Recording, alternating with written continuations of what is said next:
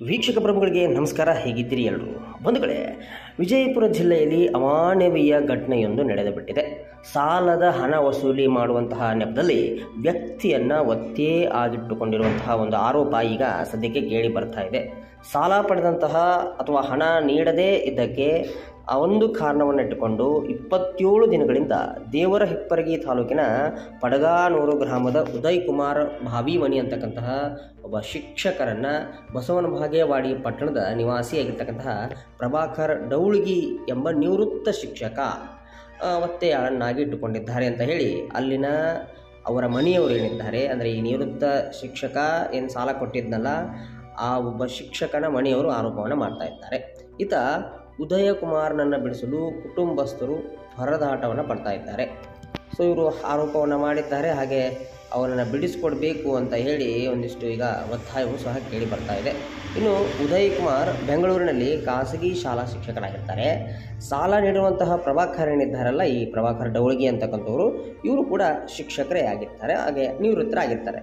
ಅಂದರೆ ಇವರು 31.5 ಲಕ್ಷ ರೂಪಾಯಿ ಸಾಲವನ್ನು ಇವ್ರಿಗೆ ಕೊಟ್ಟಿರ್ತಾರೆ, ಅಂದರೆ ಉದಯ್ ಕುಮಾರ್ ಕೊಟ್ಟಿರ್ತಾರೆ. ಸೊ ಈ ರೀತಿ ಅಂತ ಹೇಳಿ ಒಂದು ಆರೋಪವನ್ನು ಮನೆಯವರು ಮಾಡ್ತಾ ಇರುವಂಥದ್ದು. ಸೊ ಈ ರೀತಿ ಆರೋಪ ಈಗ ಸದ್ಯಕ್ಕೆ ಕೇಳಿ ಬರ್ತಾ ಇದೆ. ಈ ಉದಯ್ ಕುಮಾರನ್ನು ಗೋವಾಗೆ ಕರ್ಕೊಂಡು ಹೋಗಿರ್ತಾರಂತೆ ಈ ಪ್ರಭಾಕರ್ ಅನ್ನೋರು, ಅಂದರೆ ಈ ಪ್ರಭಾಕರ್ ಡೌಳಗಿ ಅನ್ನೋರು. ನಂತರ ಅಲ್ಲಿಂದ ಬರ್ತಾನೆ ಇವರನ್ನು ಒತ್ತೆಯನ್ನಾಗಿ ಇಟ್ಕೊಂಡಿದ್ದಾರೆ. ಇನ್ನು ಪ್ರಭಾಕರ್ ಬಳಿ ಉದಯ್ ಕುಮಾರ್ ಏಕೆ ಸಾಲ ತೆಗೆದುಕೊಂಡ ಅನ್ನುವಂತಹದ್ದು ಒಂದಿಷ್ಟು ಪ್ರಶ್ನೆಗಳು ಈಗ ಮೂಡ್ತಾ ಇವೆ. ಇನ್ನು ಕಡು ಬಡತನದ ಕುಟುಂಬದಲ್ಲಿ ಉದಯ್ ಕುಮಾರ್ ಹಾಗೂ 4 ಸಹೋದರರು ಮತ್ತೊಬ್ಬರು ವೃದ್ಧ ತಾಯಿ ಸಹ ಇರ್ತಾರಂತೆ.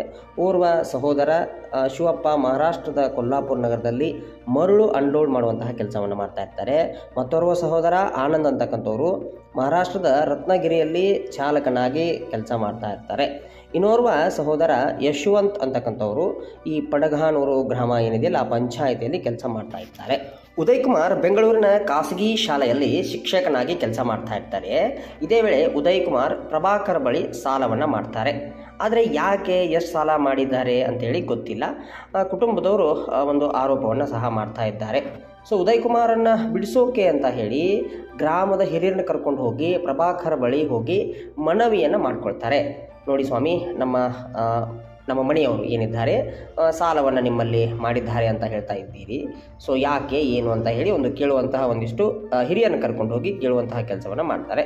ಸೊ ಸಾಲದ ಹಣ ನೀಡಿ ಆತನನ್ನು ಕರೆದುಕೊಂಡು ಹೋಗಿ ಅಂತ ಹೇಳಿ ಅಲ್ಲಿನ ಸಾಲ ಕೊಟ್ಟಂತಹ ಶಿಕ್ಷಕ ಹೇಳ್ತಾರೆ. ಅಲ್ಲಿವರೆಗೂ ಆತನನ್ನು ಬಿಡಲ್ಲ ಅಂಥೇಳಿ ಖಡಕ್ ಆಗಿ ಹೇಳಿ ಕಳಿಸಿದ್ದಾರಂತೆ ಆ ಶಿಕ್ಷಕ. ಉದಯ್ ಕುಮಾರ್ ಪತ್ನಿ ರೇಷ್ಮಾ ಭಾವಿಮನಿ ಅಂತಕ್ಕಂಥವ್ರು ಅವರು ಹೇಳಿರುವಂಥದ್ದು ಏನಂತಂದರೆ, 27 ದಿನಗಳಿಂದ ಪ್ರಭಾಕರ್ ಡೌಳಗಿ ನನ್ನ ಪತಿ ಉದಯ್ ಕುಮಾರ್ನನ್ನು ಒತ್ತೆಯಾಳನ್ನಾಗಿ ಇಟ್ಕೊಂಡಿದ್ದಾರೆ, ಬೇಗ ಹಣ ಬೇಕಂಥೇಳಿ ಅಲ್ಲಿನ ಅಂದರೆ ಪ್ರಭಾಕರ ಪತ್ನಿ ಸಹ ಕರೆ ಮಾಡಿ ಹಣಕ್ಕಾಗಿ ಬೇಡಿಕೆ ಇಡ್ತಾ ಇದ್ದಾರೆ. ಇನ್ನು ಎಷ್ಟು ದಿನ ನಿನ್ನ ಗಂಡನನ್ನು ನಾವು ಇಟ್ಕೊಳ್ಳೋಣ? ಈಗಾಗಲೇ 25 ದಿನ ಆಗಿದೆ, ಸೊ ನಾಚಿಕೆ ಆಗಲ್ವಾ ನಿನಗೆ ಅಂತ ಹೇಳಿ ಹೇಳ್ತಿದ್ದಾರಂತೆ. ಈ ರೀತಿ ಒಂದು ಆರೋಪವನ್ನು ಇವರು ಮಾಡ್ತಾ ಇದ್ದಾರೆ. ಅಂದರೆ ಈ ಉದಯ್ ಕುಮಾರ್ನ ಪತ್ನಿ ರೇಷ್ಮಾ ಅವರು ಒಂದು ಆರೋಪವನ್ನು ಸಹ ಮಾಡ್ತಾ ಇದ್ದಾರೆ. ಬೇಗನೆ ಹಣ ನೀಡಿ, ಇಲ್ವಾದರೆ ಉದಯ್ ಕುಮಾರ್ನನ್ನು ಬೇರೆಡೆಗೆ ಶಿಫ್ಟ್ ಮಾಡ್ತೇವೆ ಅಂತ ಹೇಳಿ ಬೆದರಿಕೆ ಸಹ ಆಗ್ತಾ ಇದ್ದಾರಂತೆ. ಇನ್ನು ಅಜ್ಞಾತ ಸ್ಥಳದಲ್ಲಿ ಈ ಉದಯ್ ಕುಮಾರ್ನನ್ನು ಒತ್ತೆಯಾಗಿ ಇಟ್ಟಿದ್ದಾರೆ. ಭಯದಿಂದ ಪೊಲೀಸರಿಗೆ ಈವರೆಗೂ ಇವರು ದೂರು ಸಹ ನೀಡಿಲ್ಲ. ಸೊ ರೇಷ್ಮಾ ಅವರು ತಿಳಿಸಿರುವಂಥದ್ದು ಈ ರೀತಿಯಾಗಿ. ಇನ್ನು ಉದಯ್ ಕುಮಾರ್ ಮಾಡಿಕೊಂಡಿರುವ ಸಾಲದ ಬಗ್ಗೆ ಕುಟುಂಬಸ್ಥರಿಗೆ ಗೊತ್ತೇ ಇಲ್ಲವಂತೆ. ಇನ್ನು ಉದಯ್ ಕುಮಾರ್ನ ಬಿಡಿಸಲು ಪಿತ್ರಾರ್ಜಿತವಾಗಿರ್ತಕ್ಕಂತಹ 3 ಎಕರೆ ಜಮೀನನ್ನು ಮಾರಾಟ ಮಾಡಿ ಬಂದ ಹಣದಲ್ಲಿ ಸಾಲ ತೀರಿಸಲು ಪ್ರಯತ್ನವನ್ನು ಸಹ ಈಗ ಮಾಡ್ತಾ ಇದ್ದಾರೆ.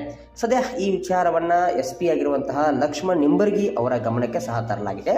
ಮಾಹಿತಿ ಪಡೆದುಕೊಂಡಿರುವಂತಹ SP ಹಾಗೆ ಕುಟುಂಬಸ್ಥರು ದೂರು ನೀಡಲಿ, ಜೊತೆಗೆ ಸಂಬಂಧಪಟ್ಟಂತಹ ಪೊಲೀಸ್ ಅಧಿಕಾರಿಗಳಿಗೆ ಈ ನಿಟ್ಟಿನಲ್ಲಿ ಕ್ರಮ ತೆಗೆದುಕೊಳ್ತೇನೆ ಅಂತ ಹೇಳಿ ಸೂಚನೆ ಸಹ ನೀಡಿದ್ದಾರಂತೆ.